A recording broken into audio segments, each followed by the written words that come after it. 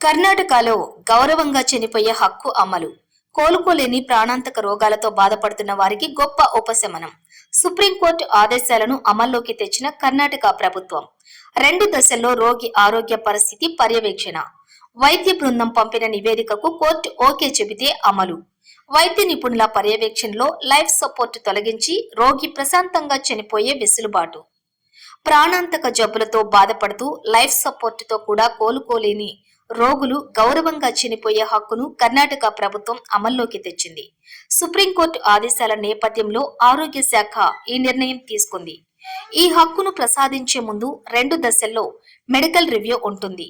ప్రాథమిక బోర్డులోని 3 వైద్యులు రోగి పరిస్థితిని పర్యవేక్షిస్తారు.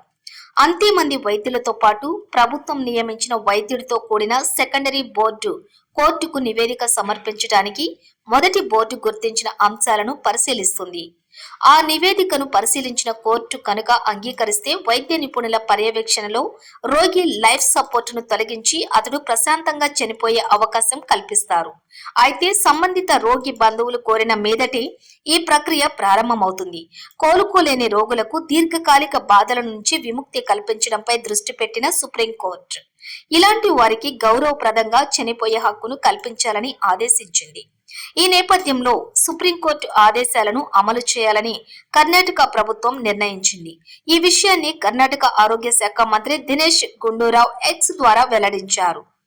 కోలుకోలేని ప్రాణాంతక జబ్బులతో బాధపడుతున్న రోగులకు దీనివల్ల ప్రయోజనం ఉంటుందని పేర్కొన్నారు. ఇది చాలా ముఖ్యమైన అడుగు అని, దీనివల్ల చాలా కుటుంబాలు, వ్యక్తులకు గొప్ప ఉపశమనం లభిస్తుందని తెలిపారు.